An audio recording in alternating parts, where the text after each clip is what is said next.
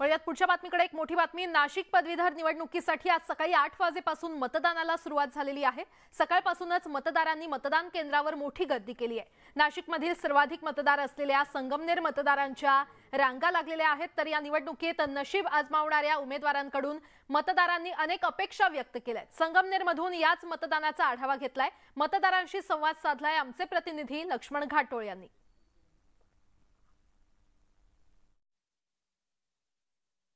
सुरुवातीपासून high voltage ड्राम्याने रंगलेल्या नाशिक पदवीधर निवडणुकीसाठीची मतदान प्रक्रिया सुरू झालेली आहे। सकाळी 8 वाजेपासून नाशिकच्या सर्वच मतदान केंद्रांवर मोठी गर्दी जी आहे ती या निवडणुकीसाठी पाहायला मिळते। नाशिक, नगर, जळगाव, धुळे, नगर आणि नंदुरबार या 5 जिल्ह्यांमधला मतदार जो आहे तो सकाळी 8 वाजेपासून घराबाहेर पडलेला आहे, मतदानाचा हक्क बजावतो आहे।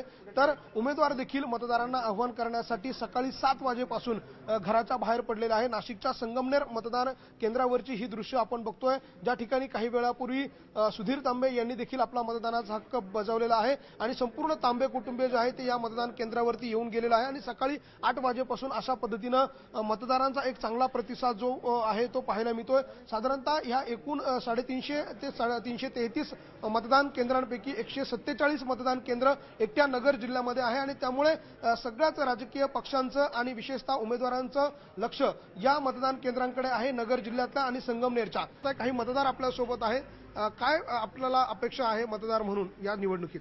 सद्यस्थितीमध्ये शैक्षणिक परिस्थिती पाहिली तर सातत्याने लोंढेच्या लोंढे जे आहे शिक्षणाचे बाहेर पडत आहेत आणि बाहेर पडत असताना त्या पद्धतीचे जॉब उपलब्ध झालेले दिसत नाहीयेत। तर आपली अशी मागणी आहे की पदवीधरांच्या माध्यमातून जे पेन्शनचे प्रश्न असतील त्याचप्रमाणे जो नवीन पिढी शिकून मोठी पुढे होत आहे त्यांना जॉब उपलब्ध झाले पाहिजे। 100 जागा जर भरायच्या असतील तर 50,000 पदवीधर त्या ठिकाणी उभे असतात आणि म्हणून या पदवीधरांचे प्रश्न हे सुटणं, त्यांना रोजगार मिळणं हे अतिशय महत्त्वाचं आहे। व्हिडिओ जर्नलिस्ट हेमंत बागुलसह लक्ष्मण घाटोळ, न्यूज 18 लोकमत, नाशिक। कोकण विभाग शिक्षक मतदारसंघात पालघर, ठाणे, रायगड, रत्नागिरी, सिंधुदुर्ग या जिल्ह्यांचा समावेश आहे। कोकण शिक्षक मतदारसंघात एकूण 8 उमेदवार रिंगणात आहेत। रत्नागिरीमध्ये देखील मतदानाला आता सुरुवात झालेली आहे। पालघर जिल्ह्यात 6488 शिक्षक मतदार असून यासाठी 15 मतदान केंद्र उभारण्यात आलेली आहेत। तर 767 शाळांमधील 4488 शिक्षक मतदार आपला मतदानाचा हक्क बजावणार आहेत। तिकडे पनवेलमधील दिवा पाटील शाळेत मतदानाचं केंद्र असून सकाळपासून मतदान केंद्रांवर गर्दी झालेली आहे।